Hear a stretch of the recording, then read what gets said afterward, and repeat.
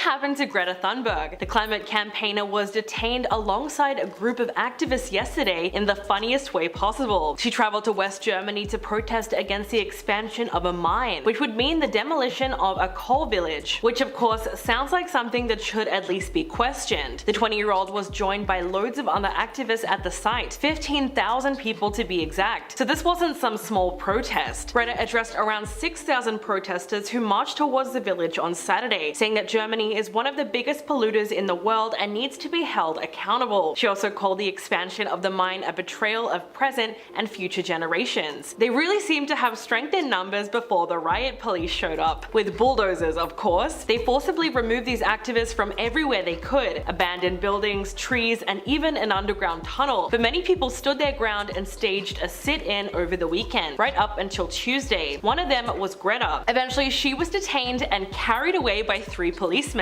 That video has since gone viral on Twitter, and fans have been celebrating the moment that she was taken away. A photo of her being carried has already achieved meme status, as a lot of people pointed to the fact that she seems to be way too comfortable with the whole situation. Then a second video came out of her arrest, which showed Greta standing next to the German police and laughing with them. One of the members of the riot squad was still holding her arm, but in a more relaxed fashion, almost as if they were awaiting orders of where to take her. But Twitter skeptics jumped in on this video as an example that she orchestrated the entire arrest for publicity and claimed the whole thing was fake and all set up for the cameras. One user wrote, "That's not an arrest, that's a PR opportunity to get headlines around the world." And another person added, "Greta Thunberg faking her arrest is the perfect illustration of the fake outrage of climate change." Others compared the video to a People magazine photo shoot. But then again, there were some who applied reasoning to the situation and wrote, "So you don't know what an arrest after a protest looks like. While dealing with other stuff, cops may have to wait before taking an arrested person in charge. Meanwhile, it's frequent that journalists take photos." Another user tweeted,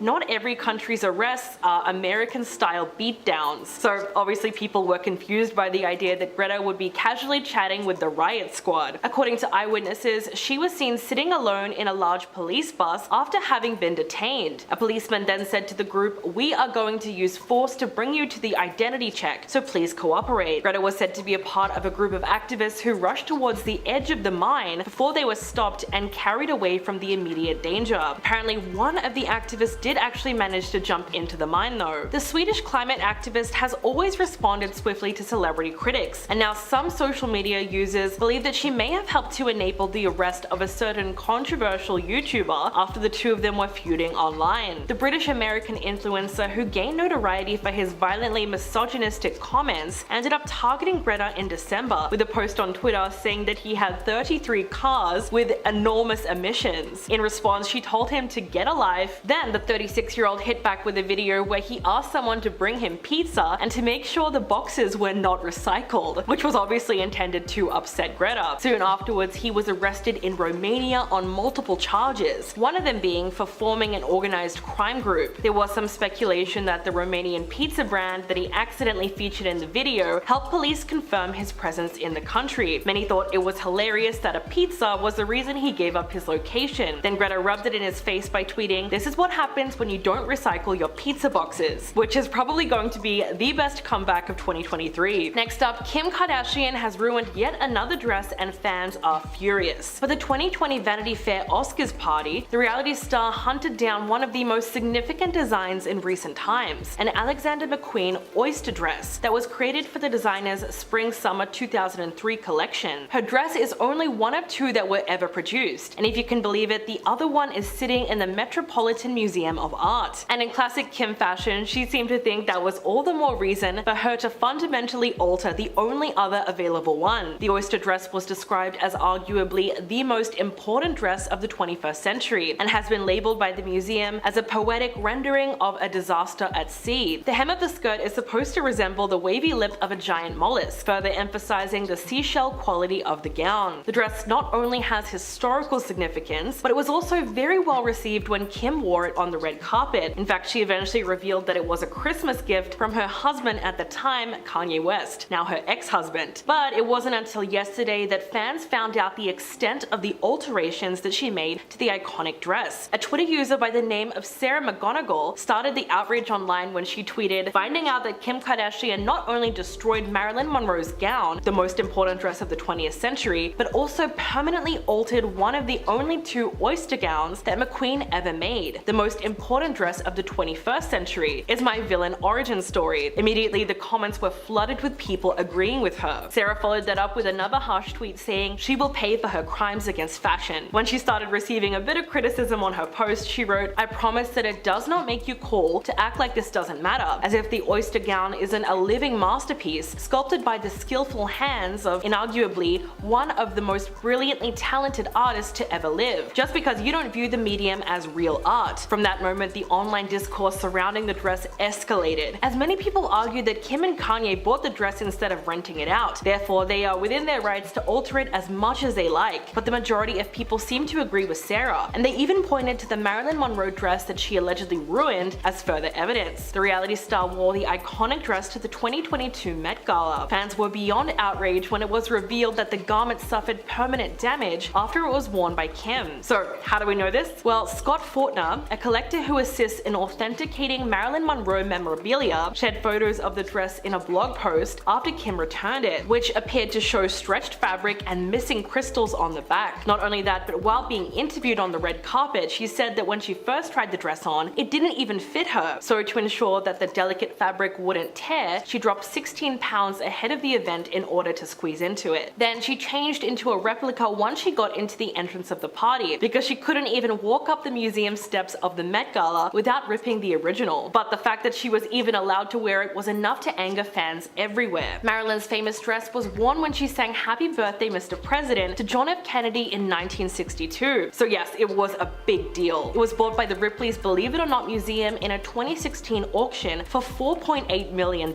and it's usually kept in a darkened, temperature-controlled vault at 40 to 50% humidity in order to preserve the delicate fabric. I mean, even the way it was created is insane. The French designer Jean-Louis made the iconic dress by dyeing the fabric a nude color to perfectly match Marilyn Monroe's skin tone. The idea was to come as close as possible to the illusion of nudity. He also created the dress by sewing it straight onto her body while she was naked, which is why to this day we can still see what her exact proportions looked like. So of course people were fuming that Kim permanently damaged the dress, especially because when you consider the design of it, the fabric is quite literally irreparable. So no wonder there has been a growing movement of people calling for historic garments not to be worn at all. And now we need to talk about what's going on with Jeremy Renner, because there's been some new information released about the extent of his injuries. At the time, his representative said that he had suffered blunt chest trauma and orthopedic injuries, and they said that he was in a critical but stable condition after surgery. However, the actor's friends have now spoken out about the horrific accident and revealed that his injuries are actually much worse than people thought. They're claiming that he nearly bled out and almost died while he was waiting for help to arrive. An inside source spoke to Radar Online and said, "It's much worse than anyone knows. Jeremy is very aware of the fact that he almost died out there. The right side of his chest was crushed and his upper torso had collapsed. He also had a bad head wound that was bleeding and a leg injury." They went on to say that he was in a lot of pain and was having difficulty breathing, and that he knew he was in bad shape and he might not make it out of this. The source also added, quote,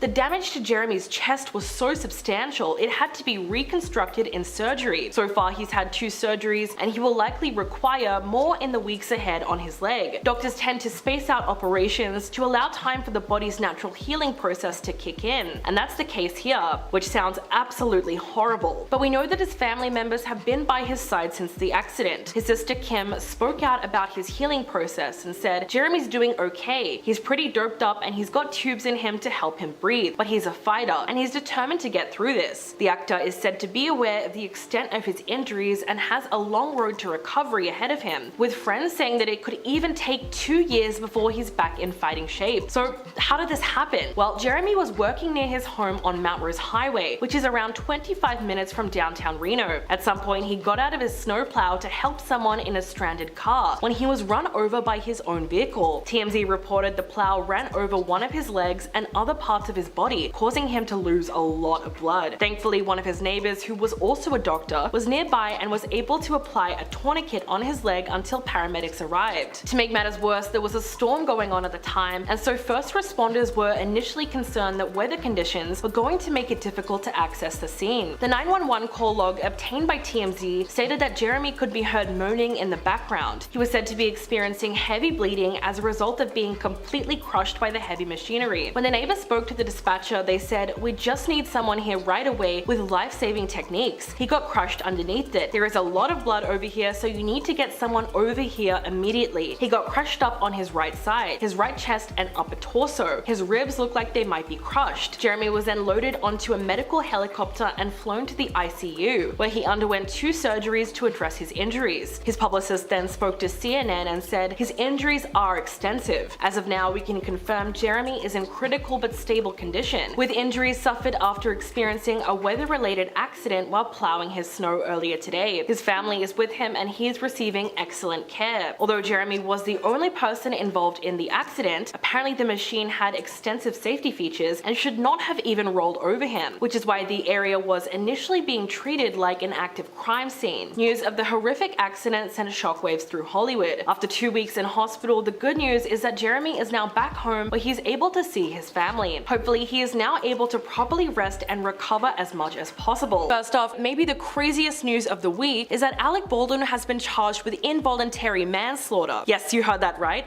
Alec Baldwin and prop armorer Hannah Gutierrez-Reed will both be charged with 2 counts of involuntary manslaughter in the death of cinematographer Helena Hutchins. Both of them face a maximum of 18 months in prison if they are convicted. This is the result of a year-long investigation into the October 21st incident on the set of the movie Rust. The movie's assistant director Dave Halls signed a plea bargain with the DA for the charge of negligent use of a deadly weapon, and he accepted a suspended sentence and 6 months of probation. To give you some background, Dave Halls was the person who handed the firearm to Alec and informed the rest of the crew that it was not loaded. Andrea Reed, the prosecutor, released a statement saying, "Any one of these 3 people, Alec Baldwin, Hannah Gutierrez-Reed, or David Halls, had done their job, Helena Hutchins would still be alive today. It's that simple. The evidence clearly shows a pattern of criminal disregard for safety on the Rust film set. In New Mexico, there is no room for film sets that don't take our state's commitment to firearm safety seriously." Santa Fe's first judicial district attorney also released a statement saying, "After a thorough review of the evidence and the laws of the state of New Mexico, I have determined that there is sufficient evidence to file criminal charges against Alec Baldwin and other members of the Rust film crew. On my watch, no one is above the law, and everyone deserves justice." Back in October of 2021, the actor was involved in a terrible on-set tragedy that shook Hollywood to the core. While on the set of the Western movie Rust, Alec used a prop firearm which happened to be loaded. Cinematographer Helena Hutchins was hit. She was then airlifted to the University of New Mexico Hospital, but she later died from her injuries. Another victim in the tragedy was Joel Souza, who was hit in the shoulder. The 42-year-old filmmaker was taken to Christus St. Vincent Regional Medical Center via helicopter, and he was released the following day after his injury was treated. The incident seemed to be a horrible accident gone wrong, and authorities have confirmed that the firearm was discharged by Alec. Last month, he claimed in an interview with ABC that he did not pull the trigger. Sheriff Adan Mendoza told Fox News, "Whatever needs to happen to manipulate the firearm, he did that and it was in his hands." As for Alec, he tweeted, "There are no words to convey my shock and sadness regarding the tragic accident that took the life of Helena Hutchins, a wife, a mother, and deeply admired colleague of ours. I'm truly cooperating with the police investigation to address how this tragedy occurred." Now, we do know some things for sure. Both Dave Halls and Hannah Gutierrez-Reed handled the firearm before it was given to Alec for the rehearsal, where he was practicing pulling out the revolver. We know that Dave took one of the 3 prop weapons laid out on a rolling cart and handed it to Alec to film the scene. Dave then yelled out 2 words indicating that the firearm didn't have live rounds and it was safe to use. Alec then picked it up and fired it, even though he repeatedly denied pulling the trigger. He also claimed that someone put a live bullet in the firearm and that's what caused it to go off. He ended up filing a lawsuit against several of the crew members, including Hannah and Dave, alleging that they were negligent in their duties to protect everyone on set. In response, Hannah's attorney hit back and said that Alec was the only one responsible for the tragedy. Eventually, they all started pointing fingers at each other in an effort to get the blame off of themselves. Although now we know that all 3 of them unknowingly played a part in the horrific tragedy. Kim Kardashian has taken over the internet again in the worst way possible. She posted a TikTok video yesterday where she gives herself a stereotypical British schoolgirl makeover. For those of you that don't know, it's also called the Essex girl look, but some have just straight up called it a chav makeover, which usually features a lot of orange foundation, painted eyebrows, and big fake eyelashes. Kim starts off off by pulling her hair up into a high-top messy bun. She then goes on to her makeup, and to say it was dramatic would be an understatement. She overlines her eyebrows thickly with pencil and also applies a concealer that's way too light for her skin tone, all while aggressively chewing gum and listening to a girl singing in a British accent. Overall, the blocky brows, orange foundation that's 2 shades too dark for her skin, and concealer on her lips brings the whole look together. So you might be thinking, is Kim Kardashian specifically making fun of British girls? Well, yes, because that's what the TikTok trend is all about. People are trying to recreate the British chav look, all while lip-syncing to Millie B's viral diss track M to the B. The whole idea is pretty much poking fun at a generally working class style of makeup that's a little bit over the top. But the fact that Kim Kardashian also participated in this trend just goes to show you how much it's growing. On TikTok, chavs are portrayed as young white women who dress in cheap sweats, wear patchy fake tan, and speak in an exaggerated version of estuary English, an accent that many people have associated with the British working class. On TikTok, the hashtag British Chav has over 438 million views. But obviously you don't have to dig too deep to realize that these videos are a little bit problematic. At the moment, there's quite a lot of online discourse over the fact that non-British TikTok users taking part in the trend simply don't understand the deep-seated connotations of the word. But in usual Kim Kardashian fashion, she's never really one to care about being caught up in controversy. As it stands, the post has over 27 million views and 3.7 million likes. Fans were absolutely gushing about how she nailed the look online. One user tweeted, "Kim Kardashian dressing up as a chav to Millie B is literally the wildest culture clash I didn't expect to see." Another person wrote, "Didn't have Kim Kardashian doing a 2002 British schoolgirl makeover on my 2023 bingo card, but here we are." Overall, the reaction to the video has been pretty positive, but some people actually thought that she was throwing shade at Kylie Jenner, seeing as she was using her makeup products, Kylie Cosmetics, in order to transform into a full-blown chav. So it's entirely possible that she wanted to make Kylie's brand look cheap. Kim posted the makeover video on the TikTok account that she shares with her oldest daughter North, and even though 9-year-old North didn't make an appearance in that specific video, the mother-daughter teamed up for an epic transformation earlier this month, when Kim helped North impersonate her dad Kanye West, and the resemblance was uncanny. They made a TikTok lip-syncing to his 2013 song Bound 2, and North dressed up like Kanye by pulling her hair back into a black knit cap and wearing a hoodie. She also drew on his signature goatee that he rocked more than a decade ago. For her part, Kim wore wraparound chrome sunglasses, a black tank top, and leather pants. Then the words "Bound Baby" appeared on the bottom of the screen. But not everyone was happy with North being on TikTok. In fact, it seems like it's causing some major arguments between Kim and Kanye. The rapper posted a screenshot of one of the videos to his Instagram page. He wrote, "Since this is my first divorce, I need to know what I should do about my daughter being put on TikTok against my will." In response, Kim posted a statement of her own on her Instagram story. She said, "Kanye's constant need for attacking me in interviews and on social media is actually more hurtful than any TikTok North might create. As a parent who is the main provider and caregiver for our children, I am doing the best to protect our daughter, while also allowing her to express her creativity in the medium that she wishes with adult supervision because it brings her happiness. But if North does stay on social media, it could present a major problem down the road. We know that Kim and Kanye both share equal custody of the children, so they have to agree on certain things in order to make co-parenting work. And clearly Kanye has drawn a hard line in the sand when it comes to his children being on TikTok." Next up, why has Billie Eilish just filed a restraining order, and who is it against? Well, the reason is actually pretty horrifying. She requested a restraining order against a man who allegedly broke into her home in LA multiple times over the last month. She said that the incidents have caused her substantial anxiety, fear, and emotional distress over her safety and that of her family. On January the 5th, the LAPD arrested 39-year-old Christopher Anderson on suspicion of burglary after he attempted to break into her house by jumping over a fence to gain access to the property. According to the LA Times, the family has called police to their home on 5 separate occasions, all involving the man since last December. Over the past month, Anderson's pursuits have ranged from creepy to downright delusional. In the court documents that were filed, Billy said that he turned up unannounced and uninvited after apparently professing his love for her and expressing that he really wanted to meet her. In her own statement to the police, the 21-year-old said that she had never communicated with Anderson before, but she says that the stalking has made her feel too unsafe to return to her childhood home. She said, "I have viewed images of this individual and I can confirm I have no idea who he is, and that I have had no prior relationship or communication with him." According to her father,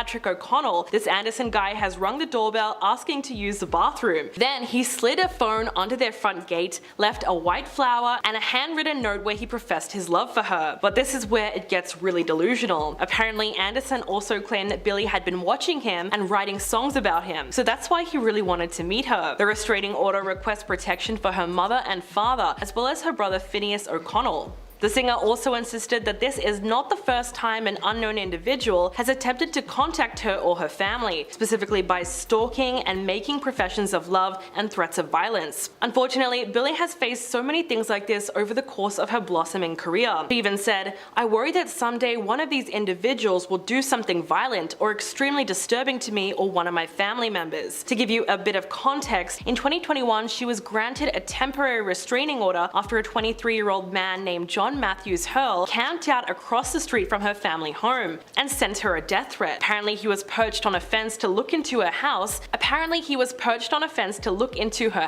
and performed a throat-slitting gesture when he saw Billie. She initially obtained a temporary restraining order but has since been able to secure a 5-year order against him. In legal documents obtained by The Blast, she said that Hurl's disturbing activity caused her emotional injury, including fear for her safety, fear for the safety of her family, and loss of her sense of peace and tranquility, and security in her home and personal space. She said, "I no longer feel safe going outside my home and enjoying basic physical exercise in my neighborhood. He could attempt to approach and hurt me. Every time I see him, I just want to scream." When Billie was granted a temporary restraining order against a trespasser by the name of Pernell Rousseau, who visited her home 7 times. This came from an unwelcomed address leak, and so eventually her family's home had to be blurred on Google Street View to prevent a similar incident happening again. That same year, she spoke about the stalking incident to Rolling Stone and said, "It was really traumatizing. I completely don't feel safe in my house anymore, which sucks. I love my house. I've loved attention all my life, but I don't think anyone knows what fame actually is. The truth is that celebrities, particularly young women, have long been subjected to stalking and other dangerous behavior from crazy fans, which ends up stripping them of both their privacy and any notion that they have of safety." So let's just hope that these so-called fans eventually get the hint and keep the stalking to social media. First off, how do you feel about the fact that Alec Baldwin was charged with 2 counts of involuntary manslaughter?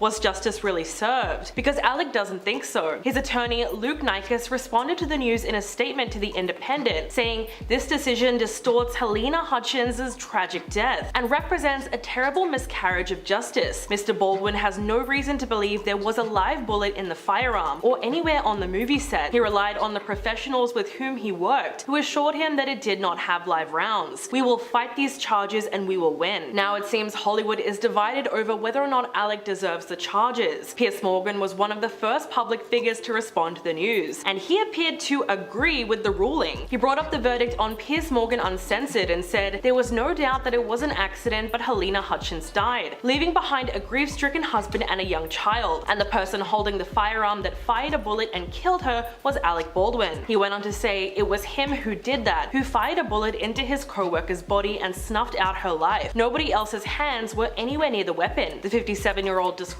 Alec as the epitome of Hollywood arrogance and accused him of embarking on a woeful, self-pitying PR tour that felt cynically designed to make people feel that he was just as much of a victim as the woman he killed. Pierce then brought up Alec's 2021 interview with ABC News, where he said, "I feel that someone is responsible for what happened, and I can't say who that is, but I know that it's not me." He pointed to this as evidence that the actor does not feel guilt at all over the incident. Quote, "He's repeatedly spewed indignant denial of responsibility to his millions of followers on social media and in a succession of television interviews. But not everyone feels that Alec was deserving of the charges. In fact, Mickey Rourke has already spoken out in defense of the actor and said that there is no way in hell he should face charges over the death of Helena Hutchins." He wrote a statement saying, "I usually never put my 2 cents in about what happens on someone's movie set. It's a terrible tragedy what happened to cinematographer Helena Hutchins, but no way in hell actor Alec Baldwin should be charged charged with any negligence whatsoever. Not only that, but the Screen Actors Guild also came out in defense of Alec Baldwin. They released a statement saying, "The prosecutor's contention that an actor has a duty to ensure the functional and mechanical operation of a firearm on a production set is wrong and uninformed. An actor's job is not to be a firearms or weapons expert." They basically said that the performers are trained to perform and that's where their responsibility ends. Which is true, considering the fact that sets are supposed to have actual weapons experts and people who specifically oversee the safety of the cast and crew. New Mexico's first judicial district attorney, Mary Carmack-Outwy, did an interview with CNN, and she explained her reasoning for charging Alec with involuntary manslaughter. She said, "There were live rounds on set. Nobody was checking those, or at least they weren't checking them consistently. And then they somehow got loaded into a firearm and handed off to Alec Baldwin.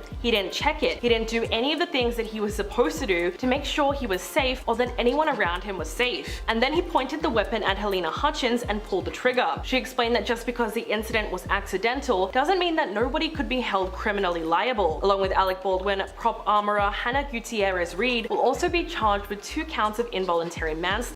Both of them face a maximum of 18 months in prison if they are convicted. This is the result of a year-long investigation into the October 21st incident. The movie's assistant director Dave Halls signed a plea bargain with the DA for the charge of negligent use of a deadly weapon, and he accepted a suspended sentence and 6 months of probation. So it looks like Alec intends to fight the charges and believes that the verdict was a complete miscarriage of justice. Well, we'll just have to wait and see how that pans out in the coming months. Next up, here is a crazy bit of news that no one saw coming. Carole Baskin's husband has been found, and apparently he is alive and well. So obviously he was not fed to the tigers as many people have previously thought. It turns out that Carole Baskin's missing ex-husband, Don Lewis, has been living his best life in Costa Rica. This is obviously a huge deal because he completely vanished in 1997, which is something that we learned about in the infamous Netflix series Tiger King. After the series debuted, there was rampant speculation that Carole had been involved with Don's presumed death when he disappeared 6 years after their wedding. In fact, he was actually declared dead in 2002, but Carole was never charged with anything related to his passing. In fact, she always maintained her innocence. Last year, she went on to ITV's This Morning, where she revealed that she'd been contacted by Homeland Security to give an update on his whereabouts. She told the daytime TV hosts, "They said my husband, Don Lewis, is alive and well in Costa Rica, and yet all of this drama has been made about me having something to do with his disappearance, when Homeland Security has known where he is. I didn't think he was capable of supporting himself. He took about $1 million down to Costa Rica. I had agreed to let him do that so he could prove to himself that he could make a living." The theory that Don was secretly alive first came up in the 2021 sequel Tiger King 2. In the series, producers showed documents that are said to be from the Department of Homeland Security. They claim to describe his whereabouts in Costa Rica, but it's unclear whether those documents are real or not. Despite what she's told everyone, her husband is reportedly still legally documented as dead and has yet to come out and make a statement himself. Now, Joe Exotic has responded to the news and made a statement from prison through his attorney John Phillips. It reads, "During the filming of Tiger King, detailed efforts were made to find Don Lewis. They all failed. He is not alive. The 2021 report by Carole Baskin was another unsupported allegation. It's been republished as if it has veracity. It doesn't. The story of the Tiger King is filled with lies, setup, and misdirection. We still await a hearing for Joe's freedom. The lies and the setup are spelled out in his motion for new trial. Read it, the work is done." The Cosmopolitan article based on the ITV report is false and designed to bring more attention to Carole Baskin. Joe also commented, "No, he is not," on a Facebook article titled "Carole Baskin's Dead Husband Found Alive." So clearly he still believes that his arch nemesis killed her husband and fed him to her tigers. If you didn't know, Joe Exotic is currently serving a 21-year prison sentence for hiring a hitman to take out his rival. The events leading up to his crime were covered in Tiger King, and at the time, prosecutors said that he tried to hire 2 people to kill Carole, but one of them happened to be an undercover FBI agent. In a surprising turn of events, Joe Exotic has now called on President Joe Biden to release him from prison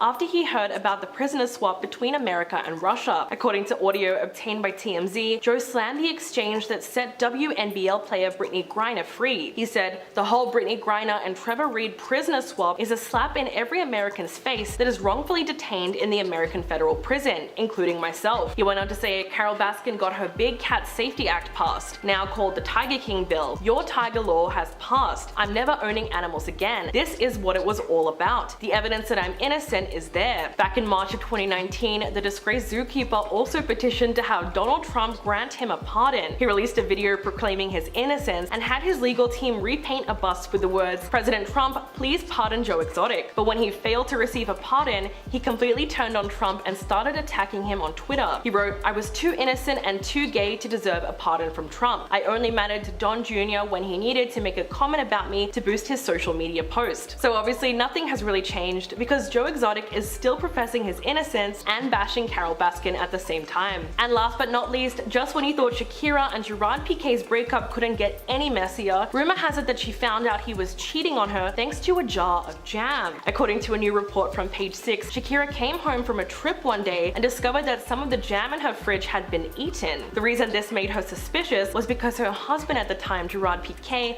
doesn't actually like jam. Not only that, but apparently her kids hate it too, which of course means that there had to be one other person in the house who was dipping into the jam. And apparently she made a low-key reference to this incident in the music video for her song called Te Felicito, where she opens a fridge and finds Alejandro's head on a plate. When asked about the moment in an interview on This Morning, Shakira described it as, "To find out the truth, I go into the refrigerator," which is not exactly subtle. Now Twitter is reacting to the news in the only sensible way, making memes. Someone posted a video of the singer walking around in what looks like a giant red crystal cave, and they captioned it, "Shakira inside the jam jar investigating how much was missing." Even the official Duolingo Twitter account got in on the joke, and they posted a photo of a green jar of jam with the caption, "Piqué's tears." But one user's tweet sums it up best. Risa Brown wrote, "I found my ex was cheating from a smoothie receipt in his jar. Shakira found out from a jar of jam. I don't care how crazy we look or sound, when something doesn't feel right, women will always find out." But that's not all. The internet has now found yet another reason to hate on Piqué. A clip of the football star on a Zoom interview has recently resurfaced online, and a fan noticed that Clara Chia was featured in the background of his home. This is a huge deal because when the interview was done in 2021, he and Shakira were very much still together. At the time, she was away traveling with their children, 9-year-old Milan and 7-year-old Sasha. Following the revelation, Shakira was reportedly devastated to learn that this woman clearly felt at home in the house that they shared with their children. To make matters even worse, according to several sources, Piqué's parents knew that their son was unfaithful to Shakira, and they never did anything to prevent it. Even her mother-in-law allegedly treated her badly at first and insisted that she was too old for her son. Now new photos have come out of Piqué's parents walking arm in arm with Clara Chia, and they both seem very happy with their son's new partner. So of course these photos would be quite shocking, considering that Shakira's mother-in-law was the one who assured her of Piqué's fidelity. Now it looks like she has fully welcomed his new girlfriend into the family. So now we're starting to see why she put a terrifying life-size witch mannequin on her balcony and positioned it so that it faces her ex-mother-in-law's house. Not only that, but residents in her neighborhood have reported hearing her new diss track blasting at full volume from her home, so it was probably loud enough to reach the entire street. When photos of the spooky witch mannequin went viral, fans were not exactly sure how to react. Some people thought it was hilarious and labeled Shakira as a petty queen. Others thought that she was taking it way too far. But as we learn more and more about this cheating scandal, we'll come to understand how everything went down and why Shakira deserves to be angry. First off, Selena Gomez and Andrew Drew Taggart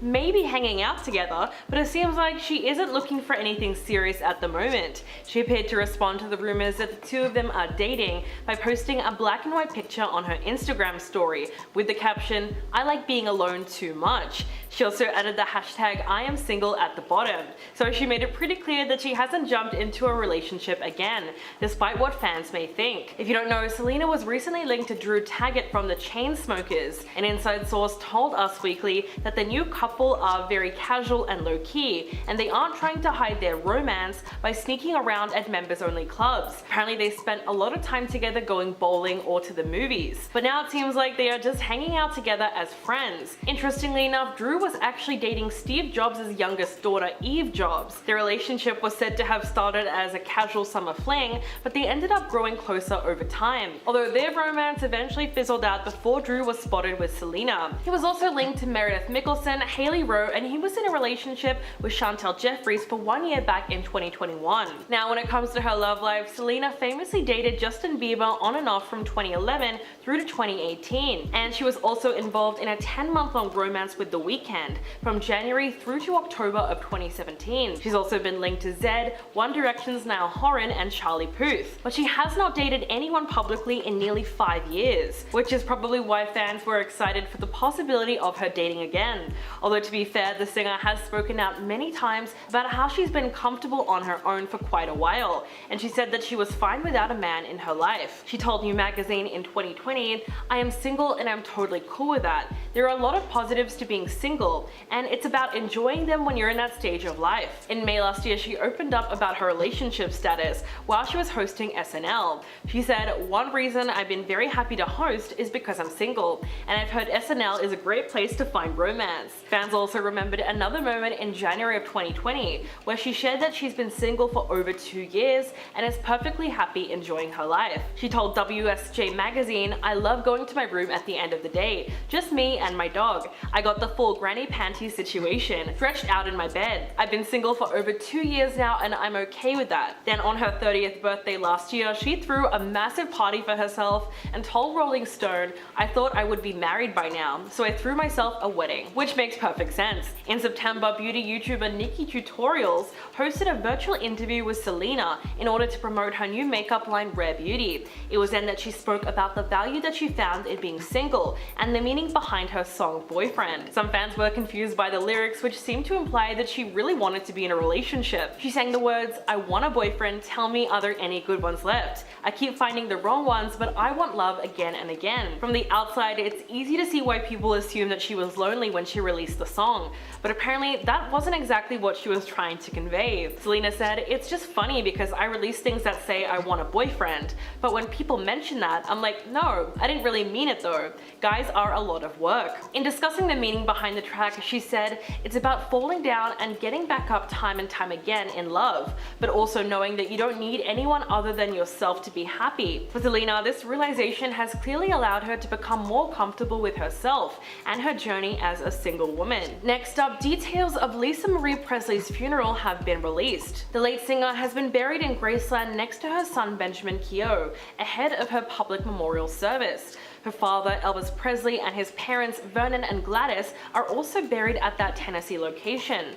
Her eldest daughter, Riley Keough, has now broken her silence after her mother's passing at the age of 54. The actress posted a throwback photo from her childhood and simply added a red heart emoji in the caption on her Instagram upload. Last week, on the 12th of January, Lisa Marie Presley was rushed to the hospital for a possible cardiac arrest. When paramedics arrived, they began CPR, and when they noticed that she was showing some signs of life, she was quickly taken to a local hospital for immediate medical care. Her death was then confirmed by her mother just a few hours after she was rushed to hospital. She said, "It is with a heavy heart that I must share the devastating news that my beautiful daughter Lisa Marie has left us. She was the most passionate, strong, and loving woman I have ever known." Austin Butler, the star of the latest Elvis biopic, looked somber while attending the 2023 Critics' Choice Awards, just 3 days after her untimely death. The actor portrayed Lisa Marie's late father, Elvis Presley, in the 2022 Baz Luhrmann film Elvis. Austin released a statement saying that he was heartbroken over her sudden death. He said, "My heart is completely shattered for Riley, Finley, Harper, and Priscilla at the tragic and unexpected loss of Lisa Marie. I am eternally grateful for the time I was lucky enough to be near her bright light and will forever cherish the quiet moments that we shared. Her warmth, her love, and her authenticity will always be remembered." During his acceptance speech, Austin thanked her and her mother Priscilla for being by his side throughout his Elvis journey, which brought both women to tears. He said, "I want to thank our incredible producers and Warner Brothers and the Presley family. Thank you for opening up your hearts, your memories, your home to me.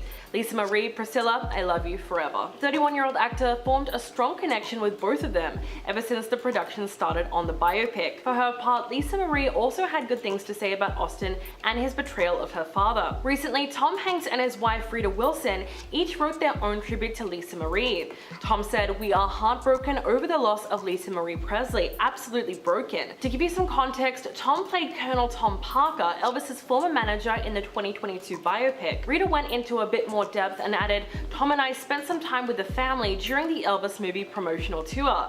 Lisa Marie was so honest and direct, vulnerable, in a state of anticipation about the movie. She spoke so eloquently about her father, what the movie meant to her, that it was a celebration of her dad." She went on to say that Lisa Marie had her gorgeous daughters Finley and Harper with her, who made everyone laugh. She also opened up her home to them at Graceland and made them both feel welcome. Quote, "She was so gracious to us, Austin, Baz, and guests. If you haven't heard her music, please go and listen. She has a sultry voice, a power and tenderness that I have always loved." Tom and Rita also sent condolences to Lisa Marie's family and said, "A mother should never have to lose a child. Lisa Marie lost her precious son Benjamin. Priscilla loses her only daughter. It's too much." Nicolas Cage, Lisa Marie's ex-husband, then put out his own tribute to honor her life. In a statement to The Hollywood Reporter, he said, "She had the greatest laugh of anyone I've ever met. She lit up every room and I am heartbroken. I find some solace in believing that she is reunited with her son Benjamin." So as tragic as her passing was, it's good to see that Lisa Marie has been laid to rest amongst her family members ahead of her public memorial service. And lastly, we need to talk about why everyone is hating on Mindy Kaling's version of Velma. HBO Max's new animated series has drawn tons of criticism since the release of the first 2 episodes. To give you some idea, the show currently holds a 6% audience score on Rotten Tomatoes, and it has been called the most hated series on TV. The show has been labeled as a relatively mean-spirited reimagining of the Scooby-Doo gang that largely strays from the original characters that were so beloved by fans. A lot of changes were made to the characters for no apparent reason, with one of the more perplexing decisions being to remove Scooby-Doo altogether. The major disappointment from the fans comes from the fact that the creators did not stick to the precedents of the source material when adapting the series. One user on TikTok named Nicole Brennan made a viral video that sums up the flaws in the script. She said, "Velma, Daphne, Shaggy, and Fred just don't feel anything like their original characters. This is just Mindy Kaling playing the same character she always plays. There is not a crumb left of the original character's distinct personalities in Velma. There are just stereotypes on top of stereotypes." Another major point of criticism is clearly shaping up to be the quality of comedy writing. For the most part, many people don't seem to like the fact that the show tries to be too self-aware and constantly refers to tropes in other TV shows and movies as an attempt at humor. This idea of breaking the fourth wall between the characters and the audience can be very effective when it's done correctly, but in Velma it seems to be a joke that has come up way too often and doesn't work very well. The show is overtly trying to be so edgy that it goes from punchline to punchline with no build-up or payoff, and it ends up sounding like the jokes are written without the actual flow of the script in mind. But there was one joke in particular that really rubbed viewers the wrong way. In the second episode of the series, Velma makes a truly bizarre comment to Daphne. She said, "I spit the truth without a filter, like every comedian before #MeToo." That line received an immense amount of backlash, and many people felt that it was not only insensitive, but also designed almost entirely for shock value. Then there's the joke made by Velma's dad where he says that they won't hire him to even defend a gymnastics coach, referring to the infamous Larry Nassar scandal. Some people might see it as dark humor and find it funny, but a lot of people simply thought it was tasteless. Apart from the jokes falling flat, there just isn't much in the writing that reminds you of anything related to Scooby-Doo. So far, there's no real hijinks, funny jokes, or even just finding the bad guy at the end of the episode. And that's not even getting into the nudity. So much of the criticism against the show comes from its wildly inappropriate depictions of such young cast members. It's true that in Mindy Kaling's version of Velma, the characters are supposed to get into more adult situations, and their storylines will also be altered to fit into that category. However, the trouble really comes in when you consider what age the characters are supposed to be. Many viewers made it clear that they were uncomfortable with the sexual nature of the animated series, starring a cast of high school age characters. One user tweeted, "No shade against Velma, but I can't be the only person a bit weirded out at the adult animated comedies taking place in high school starring characters that are like 15.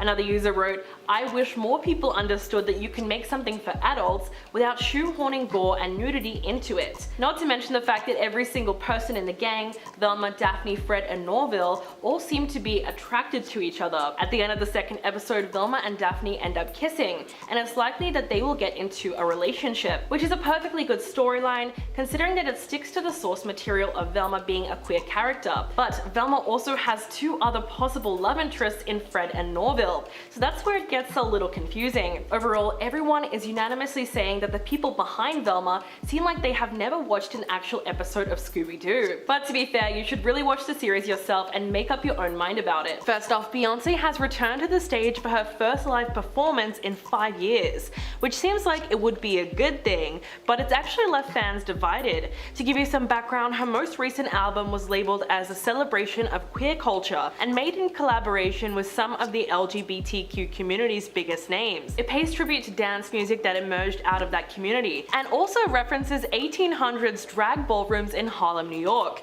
So when the location for Beyonce's long-awaited concert was revealed, it did not sit well with some of her fans. She was reportedly paid around $25 million to perform at the star-studded private launch event for Dubai's Hotel Atlantis, the Royal, on Saturday. Despite a strict no phones policy, footage of the performance has now flooded the internet, and there's no other way to say it, it looks spectacular. At one point, Beyonce was propelled 16 feet into the air in the middle of the hotel's sky blaze fountain, while it breathed fire around her. Violinists crowned with metallic gold headpieces and red skirts hit the stage first. Queen Bee was raised up on a platform wearing a yellow corseted dress topped with a feathered skirt and a feathered black piece. The performance lasted an hour and she performed 19 songs, including the first live performance of Brown Skin Girl, along with her 11-year-old daughter Blue Ivy. While many fans rejoiced at Beyonce's return to the stage, others pointed out the hypocrisy of performing in the United Arab Emirates, where same-sex relationships are illegal and punishable by imprisonment or death. Freelance music journalist Abigail Feuds spoke to the BBC Newsbeat about the controversy and pointed to the fact that Beyonce's recent work is indebted to the LGBT culture. She said, "It seems like it's a really misguided choice from her. She's obviously a multi-millionaire already. She didn't really need to do this. She didn't really need the money." That's probably where some of the backlash is stemming from as well. Bev Jackson, co-founder of the British advocacy group LGB Alliance, spoke to The Telegraph and said that the performance casts a shadow over her support for lesbians and gay people. She said, "Beyonce is a huge icon for many gay people. LGB Alliance is deeply disappointed that Beyonce has agreed to give a lucrative concert in Dubai, where same-sex acts are a criminal offense, potentially punishable by death." Across the internet, it seems like fans are super divided over the performance. ID editor Douglas Greenwood posted a viral tweet saying, "No beef, but I'm struggling to understand why Beyonce, who has $500 million, would accept $20 million to make her debut performance of the Renaissance album, a record which lifts heavily from queer culture, in Dubai, a country where LGBT rights aren't recognized." Even Kitty Scott-Claus from RuPaul's Drag Race UK made it clear that she doesn't support the decision. She tweeted, "Can someone explain why everyone was cancelling David Beckham the other month, but now celebrating Beyonce for performing in Dubai? One rule for one and one for another." To give you some background, David Beckham received an onslaught of criticism for promoting the World Cup in Qatar, something that he was paid $241 million for. But when it comes to Beyonce, she is far from the only megastar to have ever performed in Dubai. There's also Lady Gaga, Madonna, Elton John, and Kylie Minogue, and all of them are gay icons, so that was definitely surprising. In fact, one of the only celebrities who openly refused to follow suit was Dua Lipa. She spoke about the decision not to perform at the World Cup and posted an Instagram story where she said, "There is a lot of speculation that I will be performing at the opening ceremony of the World Cup in Qatar. I will not be performing, nor have I ever been involved in any negotiation to perform. I look forward to visiting Qatar when it has fulfilled all the human rights pledges it made when it won the right to host the World Cup." The country has also been criticized for its stance on same-sex relationships, its human rights record, and its treatment of migrant workers. In an attempt to address worldwide criticism, Qatar has made several promises in the past to investigate certain matters and to improve its record, but many people still feel that they continue to fall short time and time again. But despite the backlash, many other stars agreed to take part in the World Cup, like the Black Eyed Peas, Shakira, and Robbie Williams. So clearly there will always be singers willing to perform in those countries, and some even see it as an opportunity to promote a message of global unity. Although let's be real, at the end of the day, they're also getting a massive paycheck, and for most celebrities, that's all the reason they really need. Moving on, did you know that they're making a movie about Amy Winehouse? But now that the first pictures have been released, the reactions are not exactly positive. In fact, it's said to be one of the most controversial biopics since Blonde, as fans have accused the project of exploiting the singer's legacy and capitalizing off her trauma. Last year, it was announced that Sam Taylor Johnson would direct the Amy Winehouse biopic titled Back to Black. The project started shooting in London earlier this month. So who is going to be playing Amy? Well, you might recognize her from the hit TV series Industry.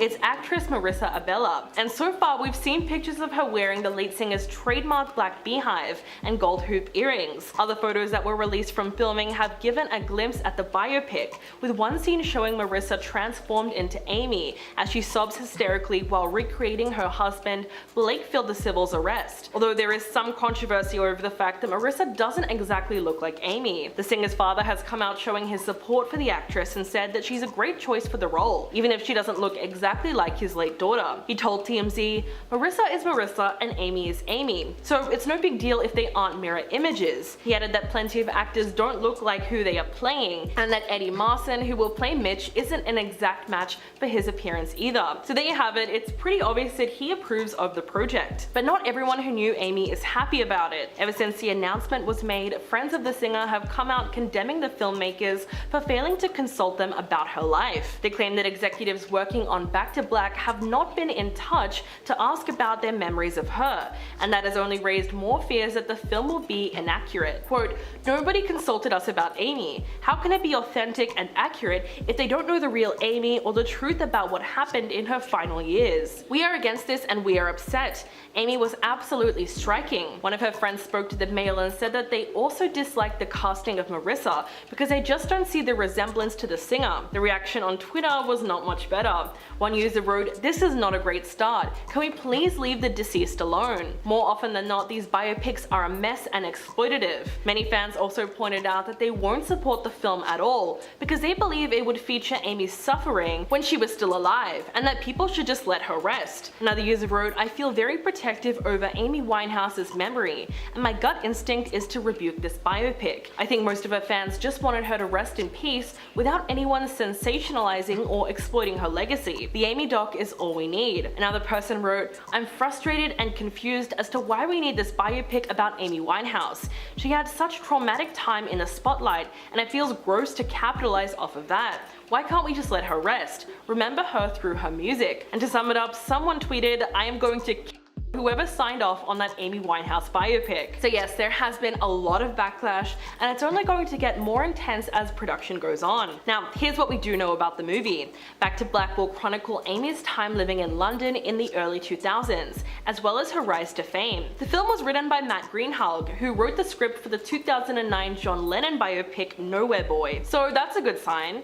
Not to mention the fact that Back to Black has been authorized by the Amy Winehouse estate, whereas the 2015 documentary Amy wasn't. Director Sam Taylor Johnson said she is fully aware of the responsibility of bringing this film to life, and said that she will endeavor to create a movie that we will all love and cherish forever, just like we do with Amy. Despite it being almost 12 years since she died from alcohol poisoning at the age of 27, many people still believe that it's too early for a biopic to be made about Amy. So do you think that this movie can be made respectfully, or it shouldn't be made at all? And now let's talk about the insanity that was happening at Drake's concert. Over the weekend, he performed at the Apollo Theater in Harlem, and fans were so excited, one of them literally fell off the second floor balcony. A video posted on Twitter shows the exact moment that it happened, where you can see the guy on the left side of the camera crash into the people on the first floor. According to Insider, crew members then rushed over to the artist to let him know what was happening. Drake then stopped the show entirely to make sure those involved were okay. The lights were turned on for safety, and one light that was hanging under the balcony was knocked out of place from the incident. The production staff worked quickly to fix it, and when it was clear that everyone was alright and no one was injured, the show continued. This was on the second night of the performance, but even crazier than that incident was the fact that there was a heavy police presence outside the venue. In fact, dozens of officers could be seen videotaping everyone who exited the doors. Someone posted a video on Twitter, and people were shocked at the amount of police. Many started speculating why they were shamelessly recording everyone who came out of the concert. One user wrote, I mean, obviously it's racism. But I guess the slightly better question is, WTF is their excuse? The best question is, how do we move effectively towards defunding the NYPD ASAP? Another person wrote, do they do that at Taylor Swift concerts?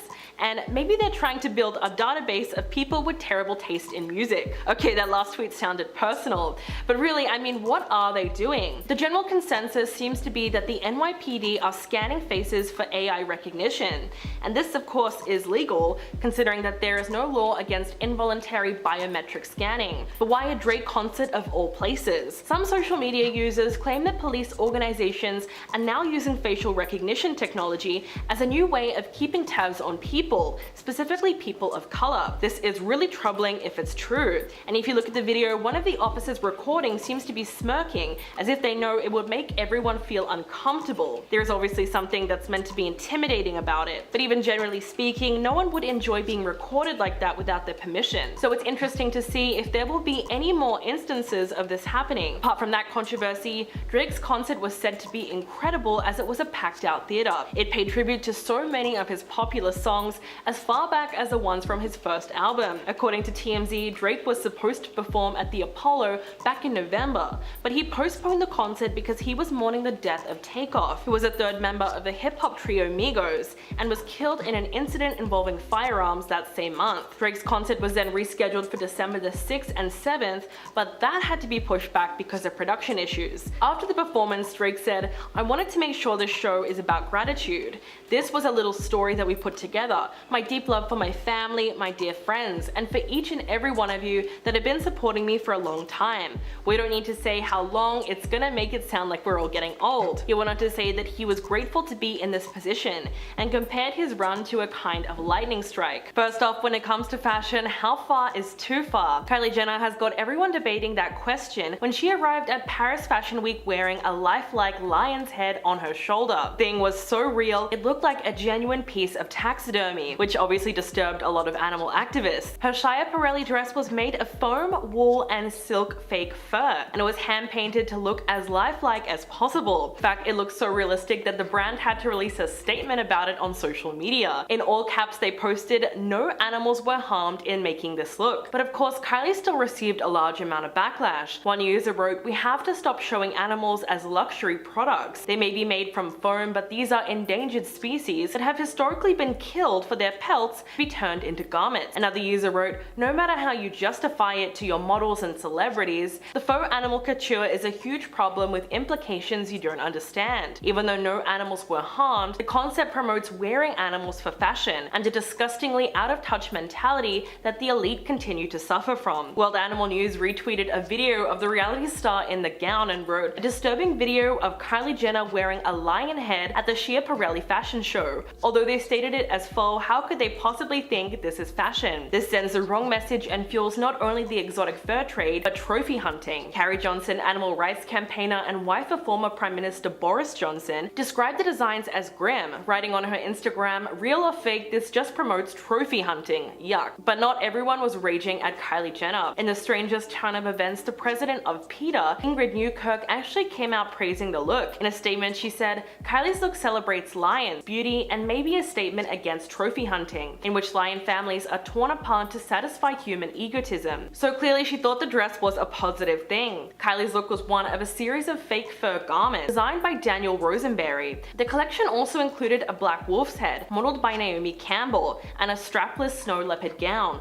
with an equally realistic head attached to the bodice. Apparently the fashion show was inspired by Dante's Inferno and the 9 Circles of Hell. Rosenberry drew inspiration from 3 of the beasts that appear in that 14th century poem. He reimagined the leopard, the lion, and the she-wolf in the collection, which is supposed to represent lust, pride, and avarice. Now, if that sounds terrifying, it's meant to be. Rosenberry said that if the clothes are instilling fear in you, then they're doing their job. He describes his collection saying, Inferno, Purgatorio, Paradiso. One cannot exist without the other. It is a reminder that there is no such thing as heaven without hell. There is no joy without sorrow. There is no ecstasy of creation without the torture of doubt. Sounds lovely. And guess who else got with the theme? Doja Cat looked like she crawled straight out of hell when she rocked up to the show with her entire face and body painted red and studded with 30,000 Swarovski crystals. Her look was called Doja's Inferno, and apparently it took more than 5 hours to apply. According to celebrity makeup artist Pat McGrath and her team of professionals, they painstakingly hand-placed each crystal onto Doja's skin. First, her hair was covered in caps, then her skin was painted red, before crystals and gold dust were applied to her body. Obviously, it was a lengthy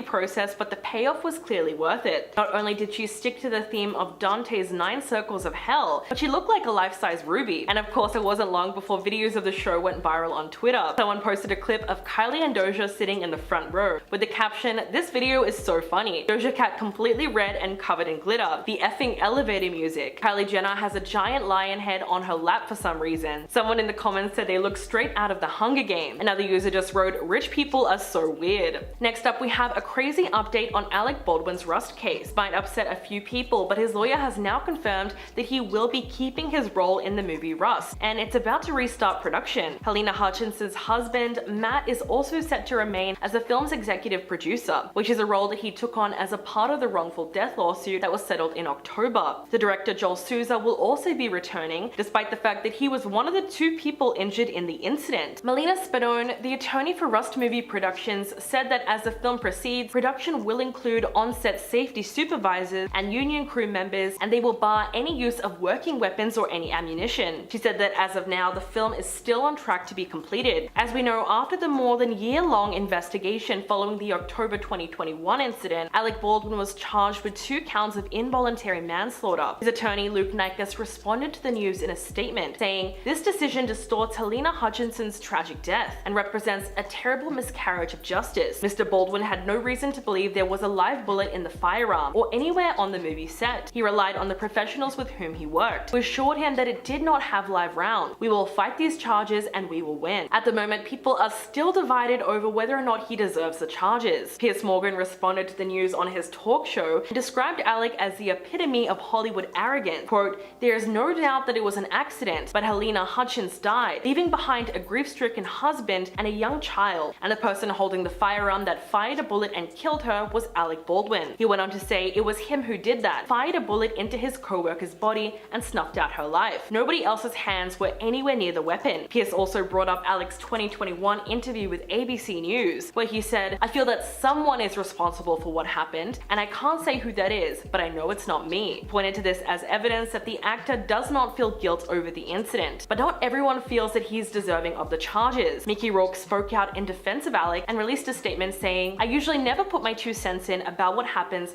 on someone's movie set. It's a terrible tragedy what happened to cinematographer Helena Hutchins, but no way in hell actor Alec Baldwin should be charged with any negligence whatsoever." This news comes on top of mounting criticism against the actor, who earlier this month took to his Instagram page to beg his followers to also follow his wife Hilaria Baldwin. And yeah, that didn't go down too well with people. The plea was apparently his birthday gift to her, and he posted 4 separate videos to his 2.5 million Instagram followers, encouraging them to do as he asked. In one clip he said, "I would like to ask you a small favor, and that is, my wife is just centimeters shy of 1 million followers on Instagram. I would like to ask you as a birthday gift, or even just a gesture to my wife, would you follow her on Instagram? I would like as many of you as possible. I would like a really great surge of people to follow my wife on Instagram and say happy birthday." As for Hilaria, she clearly approved the message and liked all of her husband's posts. Now, to be fair, there's nothing wrong with wanting to get more followers on Instagram, but with everything going on at the moment, it's no wonder the Baldwins came off as insensitive. Many fans took to the comment section complaining that the begging made them cringe. One user wrote, "Really? I'm almost embarrassed for you for even asking. How shallow." Another person wrote, "What is wrong with people? Seriously, I would be ashamed to ask for something like that. So many serious things are happening in the world, and here you are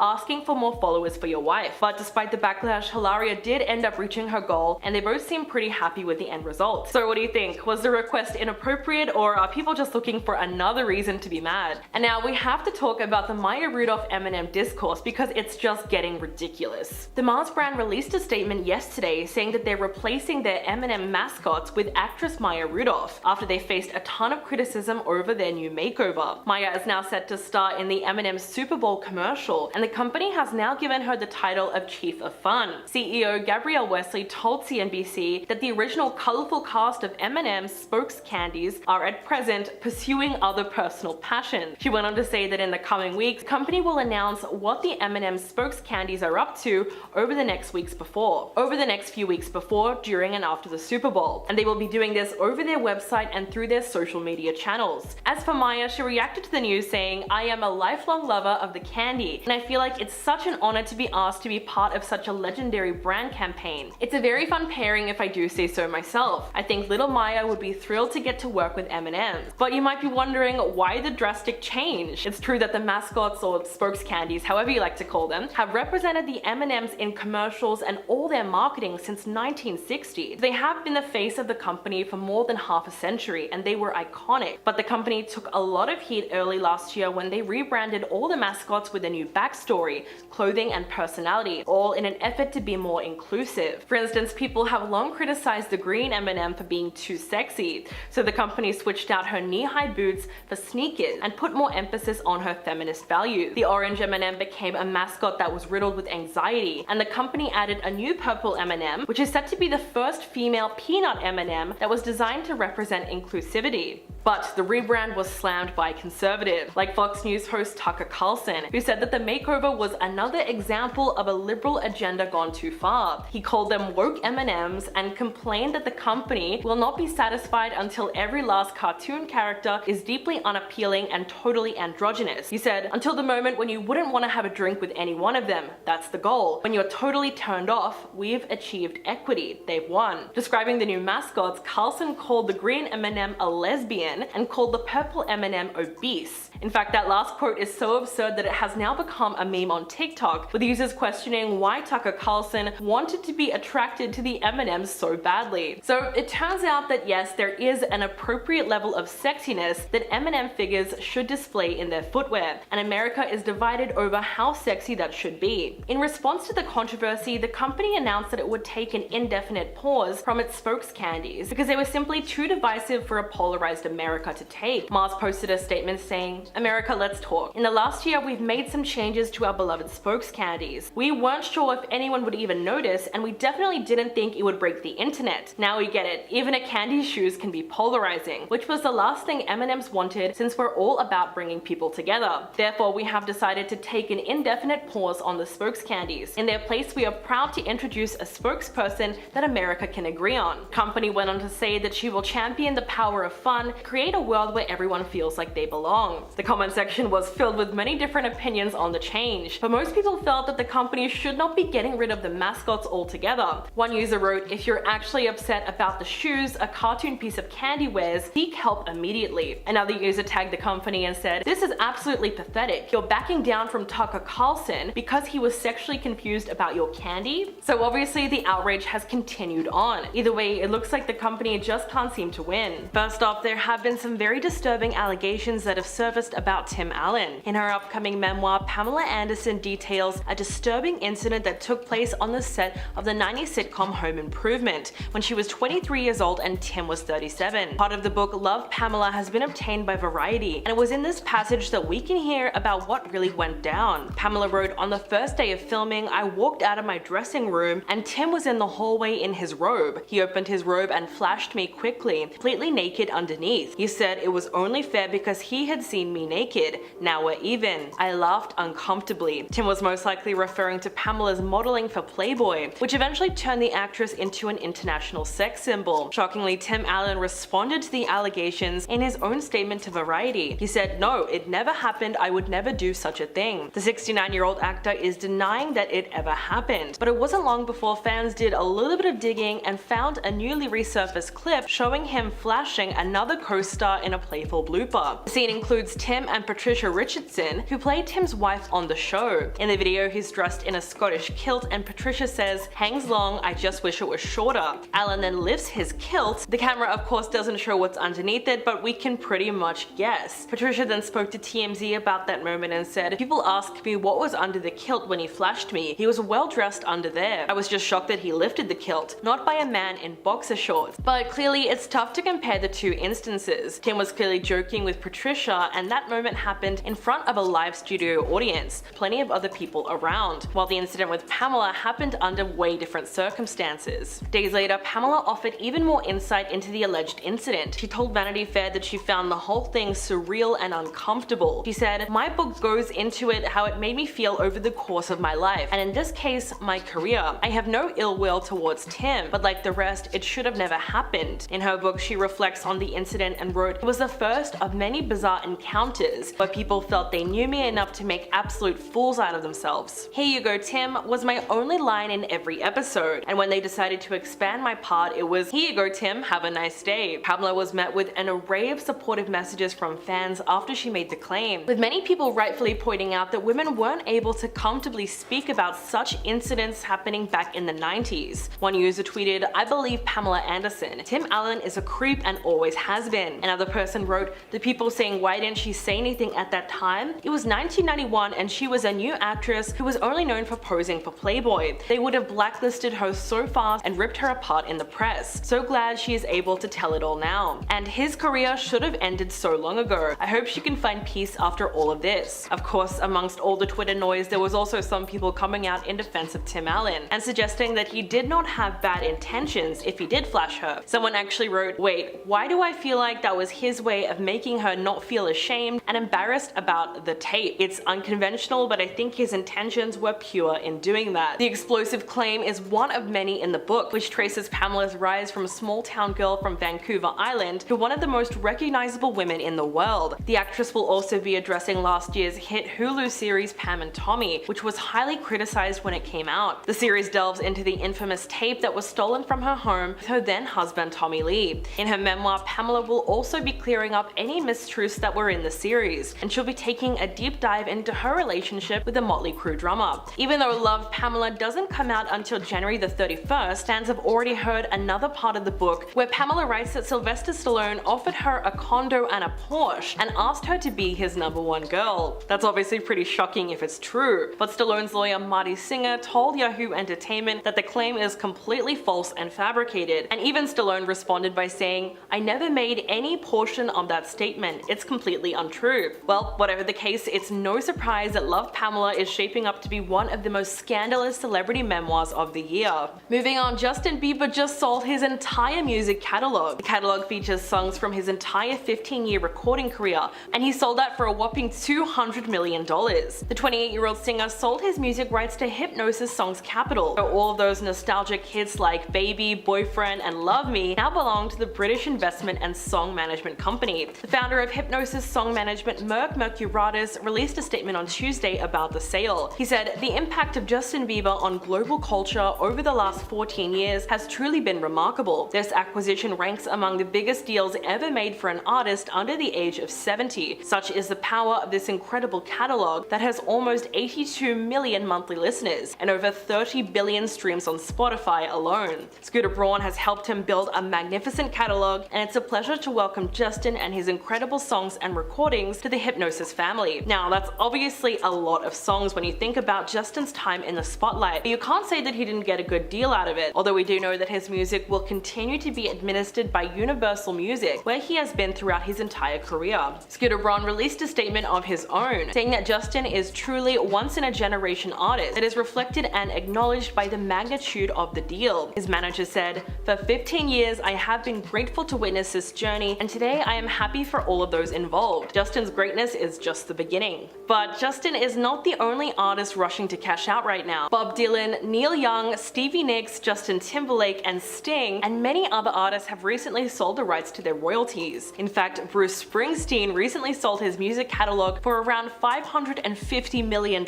So why now? Why is everyone selling their music right now? Well, at the end of 2021, we saw a ton of artists scramble to sell their rights before the Biden administration allowed capital gains taxes to increase. First, we only saw older celebrities doing this, and the ones that were nearing the end of their careers. It was kind of their way of planning for what happens to their music after they die. But now younger ones like Justin Bieber have started selling too, and it looks like everyone's jumping on the bandwagon. Imagine Dragons sold their catalog to Concord Music Publishing in August, and this month Shakira struck a deal with Hypnosis Songs for her entire catalog. But the only person who seems to be doing the complete opposite is Taylor Swift. She's actually fighting to maintain creative control control. From 2006 to 2017, Taylor released 6 studio albums under Big Machine Records, and her contract was coming to an end in 2018. Her lawyers proposed that her masters be sold back to her, but Scooter Braun would only agree to that if she signed another 10-year contract with them. An agreement was never reached, and she called out Big Machine executives Scooter Braun and Scott Borchetta in a scathing social media post that said, "For years I asked, I pleaded for a chance to my own work. Instead, I was given an opportunity to sign back up to Big Machine Records and earn one album back at a time, one for every new one that I turned in. I learned about Scooter Braun's purchase of my masters and it was announced to the world. All I could think about was the incessant manipulative bullying I've received at his hands for years." She even accused them of preventing her from performing her older songs at 2019 AMAs. In the end, she never backed down and decided to re-record her earlier album so she could own the rights to her own masters. So obviously, every artist is different and not all of them feel like it's the right time to sell their life's work. But hey, at least they're all getting a good paycheck out of it. And last but not least, it looks like the Madonna biopic has officially been cancelled. That's right, the project is no longer in development at Universal Pictures. Speculation over the fate of the movie began instantly after Madonna announced a career-spanning world tour last week, which sold out shows in New York, London, and Paris in just minutes. Madonna has said that her sole focus now is going to be on the tour, but she does remain committed to making a film about her life one day. The biopic was first announced in 2020, and development on the film lingered on throughout the end of 2022. Madonna was going to be directing it, and the script she wrote was set to encompass very large periods of her creative and personal life. Last June, the news came out that Emmy and Golden Globe winner Julia Garner had won the role of Madonna, but that wasn't exactly easy. In fact, it followed a grueling weeks-long competition among a group of other young actors like Florence Pugh, Alexa Demi, Odessa Young, and Bebe Rexha, who all attended singing and dancing boot camp with hopes of winning the role. The film was also set to star Uncut Gems actress Julia Fox, who was reportedly in talks to play Madonna's longtime friend Debbie Mazar. It's incredibly heartbreaking that this project has been scrapped, considering that Madonna announced back in October of 2021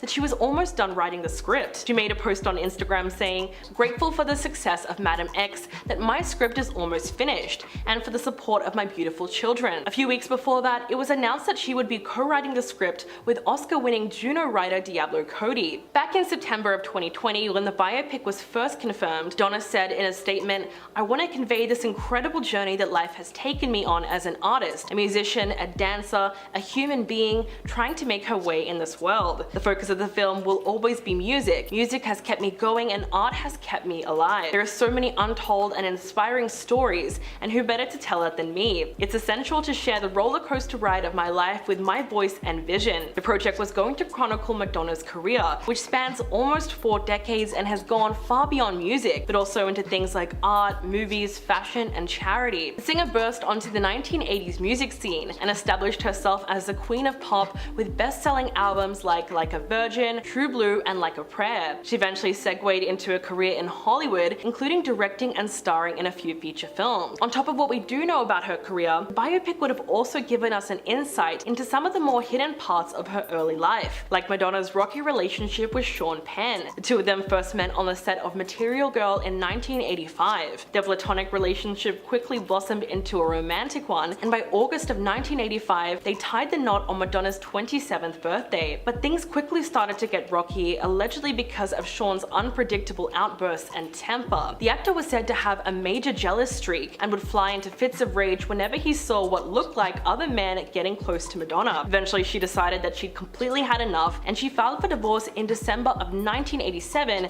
then again in 1989. It has been rumored that she suffered many years of verbal and physical violence from Sean, and that was the main reason for their divorce. Fans have also been dying to know about Madonna's secret relationship with Tupac Shakur. The two of the biggest names in the music industry had a brief romance going on in the 90s, but as far as we know, the societal constraints of the time made it nearly impossible for them to break through the noise and explore their love for each other. The pop star has been famously tight-lipped about their romance, but she only confirmed it in March of 2015. She said that they had been an item shortly before Tupac's death, but in July of 2017, a letter that he wrote to Madonna while he was at the Clinton Correctional Facility was put on auction and sold for more than $170,000. The letter dated back to 1995, and it delves into the factors behind their breakup and Tupac's innermost feelings about her. The whole thing read like a Romeo and Juliet story, story, where the star-crossed lovers have been torn apart due to political tensions, and not as a result of their own decisions. It's a real shame that the biopic has been cancelled, at least for the time being. Hopefully it does get picked up again in a few years and it'll make it to the big screen. First off, why can't people just leave Britney alone? That's a question everyone's asking after police were called to her home to conduct a wellness check on her just because she deleted her Instagram account. Fans believe there was something seriously wrong with the singer after she took herself, so they decided to call the cops to her home to see if she was in danger. So how did Britney react to the intrusion? Well, as you can expect, she was reportedly left annoyed with her fans. Sources told TMZ that she was frustrated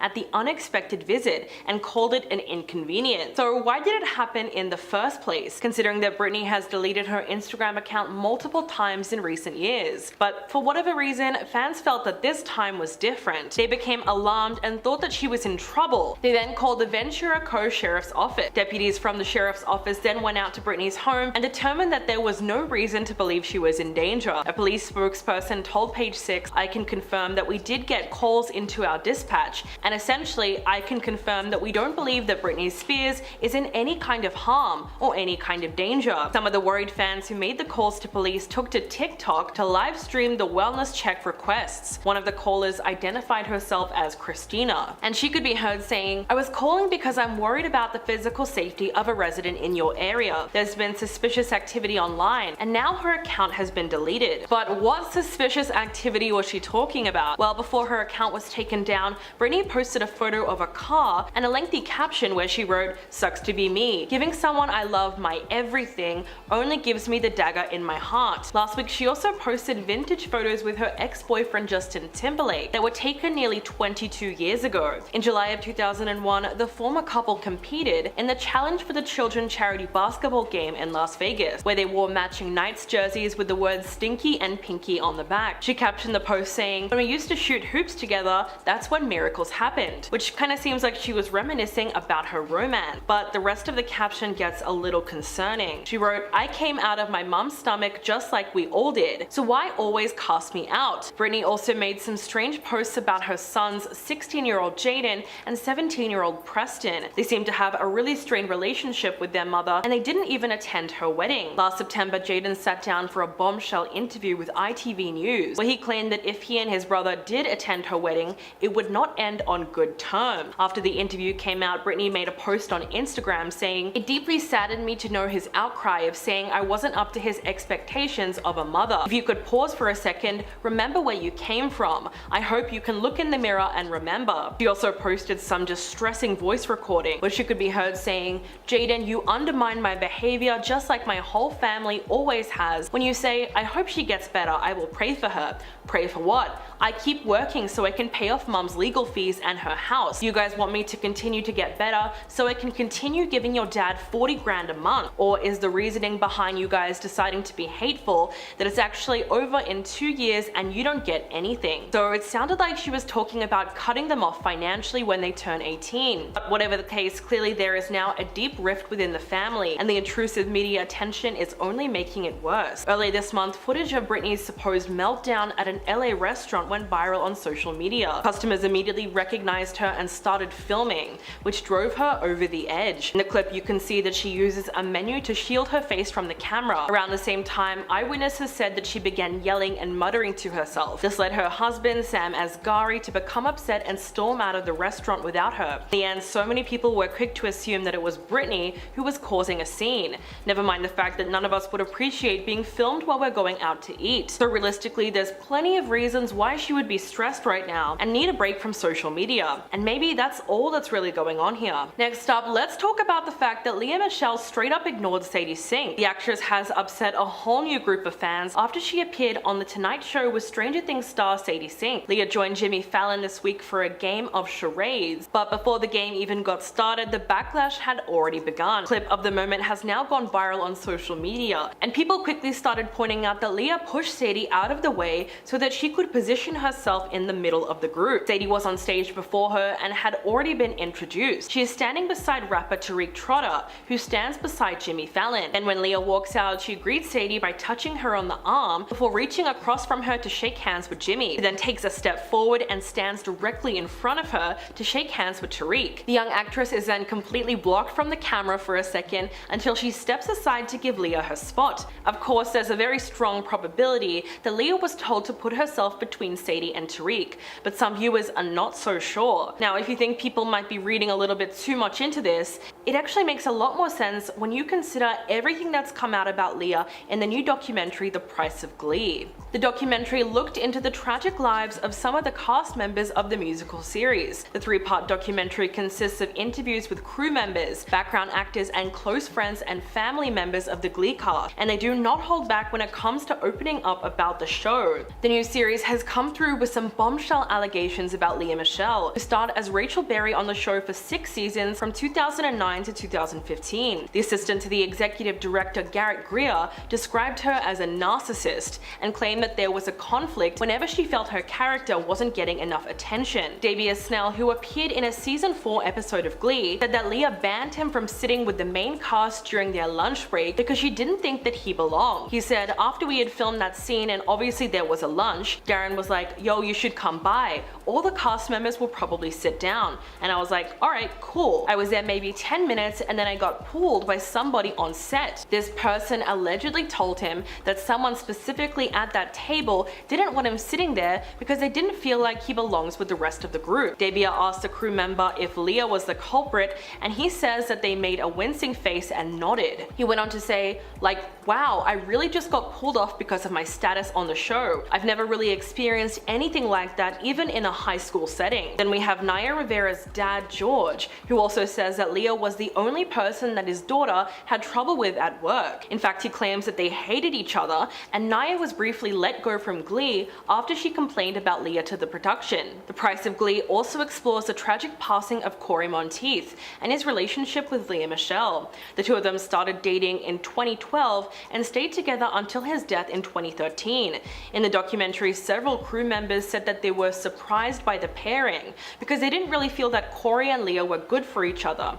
They were also uncomfortable with her decision to keep filming the show so soon after his death, since the show's creator left the decision up to her. Apparently she was given a few options, like taking a hiatus and cancelling the show altogether, but she chose for everyone to return to work just 2 weeks after his passing. That's a decision that seemed to upset the rest of the cast as well. At the time, many of them expressed frustration with the fact that they were forced to return to filming and didn't have adequate time to mourn their friend. Now, these latest allegations against Leah only seem to remind us of the old one, where a handful of cast members came forward to accuse her of racism and bullying on the set of the show. It all started in June of 2020, after the actress tweeted her support for Black Lives Matter, and she was then called out for hypocrisy. Co-star Samantha Ware exposed her horrible behavior and said that she made her life a living hell during their time on Glee. Samantha even claimed that Leah threatened to defecate in her wig. Amber Riley also supported her claim, and Heather Morris added that she was very unpleasant to work with. But obviously, those allegations were only the tip of the iceberg. And now, on a lighter note, let's take a look at Doja Cat's insane Fashion Week looks. These days, she's constantly pushing fashion and beauty boundaries. All eyes were on her when she rocked up to Paris Fashion Week with her entire face and body painted red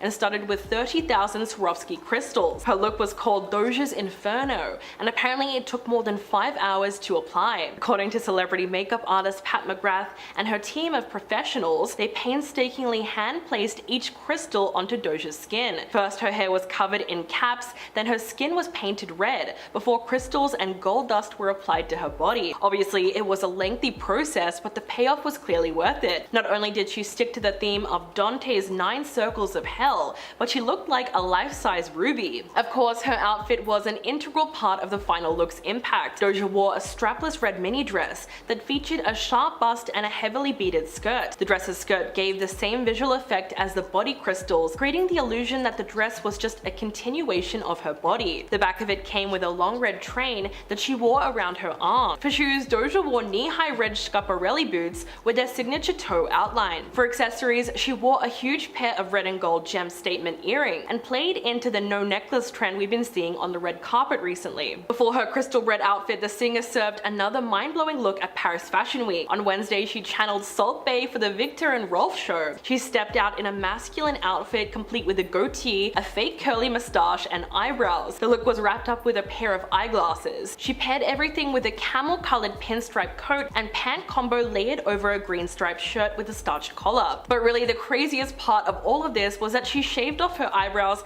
and replaced them with fake lashes. Why? Well, Doja told Nylon that she heard some fans were disappointed that she didn't have lashes on top of the crystals in her previous outfit. She said, "So today I gave them lashes. I hope they're happy, and I just want to make people happy." What an icon. Next up, she arrived at Valentino in a glamorous all-black outfit that showed off her midsection. She topped this look off with a long fringe wig and bleached eyebrows, which is actually a new trend that's been taking Hollywood by storm. For her next appearance, Doja rocked an 80s blue leather dress, which was belted at the waist. She paired this with a matching blue PVC trench coat for the Jean-Paul Gaultier show. Of course, what really helps pull off a lot of these looks is the fact that she's rocking a buzz cut. Last year, Doja underwent a major transformation and debuted her striking new look on Instagram. The 27-year-old revealed to her followers that she never liked having hair, so she decided to get rid of it completely. And while she was still on camera, she picked up a razor and shaved off her eyebrows too. She said, "I just can't believe that it took me this long to be like, shave your effing head. I feel like I was never supposed to have hair anyway.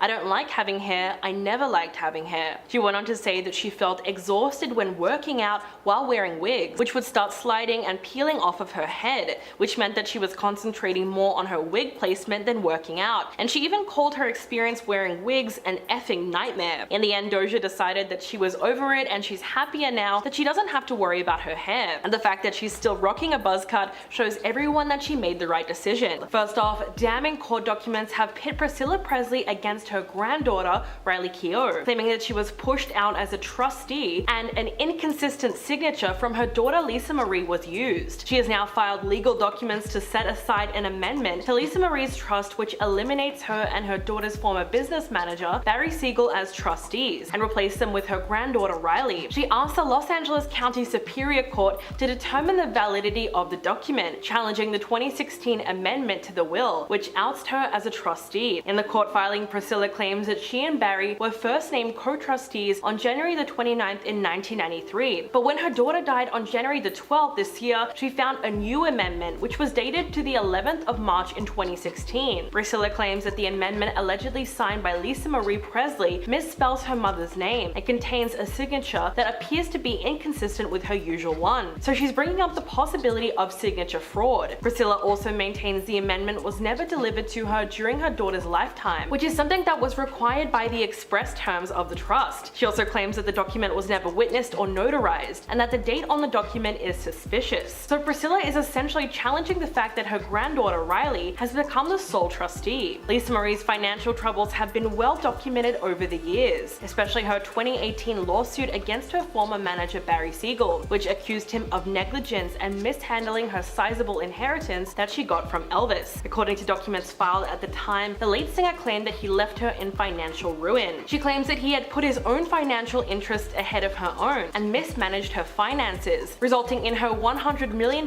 trust dwindling to $14,000 in cash by 2016. The lawsuit also claimed that Lisa Marie had racked up $500,000 in credit card debt. She alleged that her former manager bought a $9 million English home using the trust's money, basically saying that he had squandered her inheritance. Meanwhile, Barry claimed that her financial problems were due to her own missteps, and he countersued her for $300,000 in unpaid bills. But the lawsuit rumbled on for years. Starting in 2005, Lisa Marie claimed that she suffered an 11-year odyssey to financial ruin and was damaged in an amount believed to be in excess of $100 million. Her divorce from Michael Lockwood was finalized in 2021. During the proceedings, she claimed that she was $16 million in debt, with most of that stemming from unpaid taxes. She and Michael married in 2006, and 2 years later they welcomed twin daughters Harper and Finley. The singer then filed for divorce in June of 2016, and ever since their separation, the two of them have been embroiled in an ongoing custody battle over their children. When the couple first split up, Michael asked her to pay him $263,000 a year so that he can enjoy a lifestyle that is closer to his marital status of living. He also wanted $40,000 a month in child support. They did have a prenup, but Michael later claimed that he was badly advised by his lawyers. The case was initially settled in 2018 in her favor, but in 2021, he went back to court demanding child support. It turns out that Lisa Marie had avoided paying him child support for years, saying that she did not have the means to do so. He demanded that she finally pay up, claiming that she was flush with cash from her $1 million book deal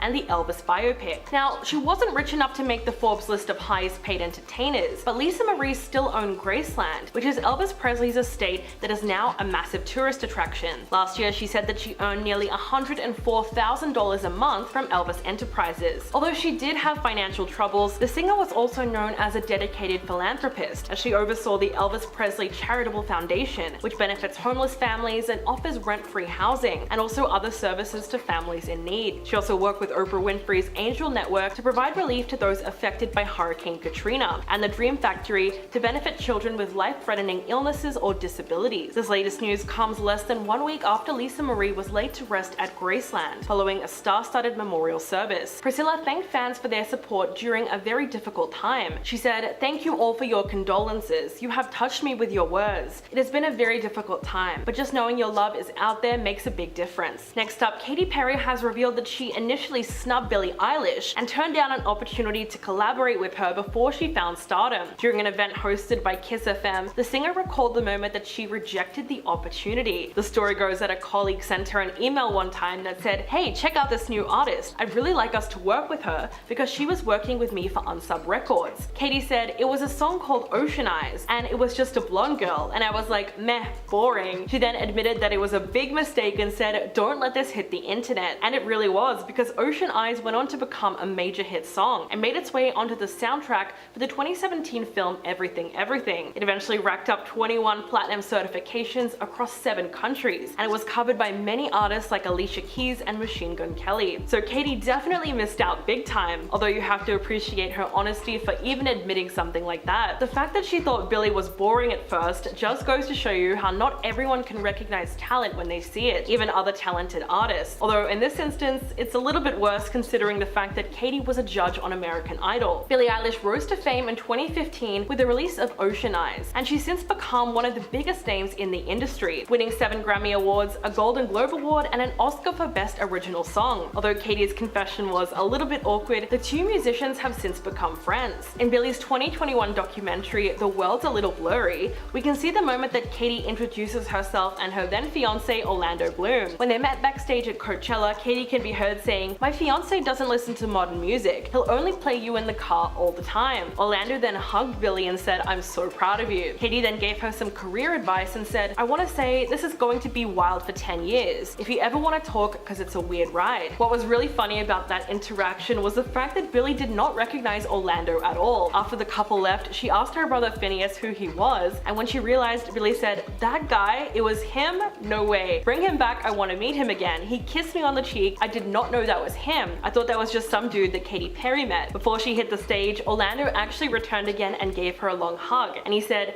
"This is a universe hugging you. I'm giving you so much love and life right now." All in all, it was great that Katy stopped by to give her some advice, considering the fact that Billie has been very open about her struggles with fame. In 2021, she reflected on her early experience with media attention after the release of her hit song, and she admitted that she was initially thrown off by all the fame. She said, "I hated going outside. I hated going to events. I hated being recognized. I hated the internet having a bunch of eyes on me. I just wanted to be doing teenager stuff." Earlier this month, the singer also had to file a restraining order against a fan who allegedly broke into her house several times. She said that the incidents have caused her substantial anxiety, fear, and emotional distress over her safety, and that of her family. On January the 5th, the LAPD arrested 39-year-old Christopher Anderson on suspicion of burglary after he attempted to break into her house by jumping over a fence to gain access to the property. In the court documents that were filed, Billy said that he turned up unannounced and uninvited after apparently professing his love for her and expressing that he really wanted to meet her. In her own statement to the police, the 21-year-old said that she never had communication with the man, but she says that the stalking has made her feel unsafe to return to her childhood home. She said, "I have viewed images of this individual and can confirm I have no idea who he is, and that I have had no prior relationship or communication with him." According to her father, Patrick O'Connell, this Anderson guy has rung the doorbell asking to use the bathroom. He then slid a note under their front gate, left a white flower, and a handwritten note where he professes his love for Billy. Unfortunately, she's faced numerous threats of violence over the course of her career. That's something that she still struggles with to this day. And last but not least, Britney Spears is finally speaking out and letting fans know what she really thinks about them calling the police on her. She posted a video on Twitter with the caption, "Yep, that's me, I'm alive and well, but not really convinced on these health juices. I mean, there are so many. This is me at the gym living my best life." In the comments she wrote, "I shut down my Instagram because there were too many people saying I look like an idiot dancing and that I looked crazy. Honestly, I was doing my best, but it disturbed me to see people freely talk about it on TV. And yep, it hurt my feelings." Britney went on to say, "I'm sensitive and honestly, I would rather take a break and do my ice cream diet anyway. I know I thought it was a joke too, but it's not. It works surprisingly well." She then spoke directly about the decision to call the police and said that it was uncalled for and just a way to make her look bad. She wrote, "I'm shocked as hell that when I took my Instagram down, fans got worried and sent the cops to my house. I adore my fans, but those who did that aren't real fans. And I honestly felt like it was a way to make me look bad." She also brought up the incident which occurred at an LA restaurant where customers took out their phones and started filming her without her consent, which was very triggering for her. She said, "I mean, come on, 3 girls at a restaurant came up to me yesterday so drunk and loud and sat right beside me with that gross smell of alcohol and got right in my face. Reminded me of my wedding. I was traumatized. This time I said, please get the F away from me. Yes, it's Britney, B. I woke up and spoke up for myself. Can you believe it?" She finished the post by saying she's doing the best that she can and she's alive, fine, healthy, and ready to start a new day. So if anything, those tweets should be enough to convince people to finally respect her privacy and stop intruding on her life. If you didn't know, the 41-year-old singer had officers at her home last Wednesday after fans became concerned when she deleted her Instagram account. She then posted a note to Twitter where she addresses the police visit and claims that things went a little too far. She specified that the police never entered her home and that once they arrived, they quickly realized there was no issue and left immediately. Britney said, "This felt like I was being gaslit and bullied once the incident made it to the news and being portrayed once again in a poor and unfair light by the media." She ended the note by saying, "During this time in my life, I truly hope the public and my fans, who I care about so much, can respect my privacy moving forward." Britney has deleted her Instagram account multiple times in recent years, but for whatever reason, fans became alarmed this time around. Either that or they genuinely thought it was a good idea to do a prank call. They called the Ventura Coast Sheriff's Office. Deputies then went out to Britney's home and determined that there was no reason to believe she was in any danger. Some of the people responsible for making the calls took to TikTok to live stream the whole thing. But it just goes to show you that these fans weren't actually concerned and they wanted to make a spectacle of it all. So hopefully this news can all die down now that Britney has released a comprehensive statement addressing all the chaos of the last month.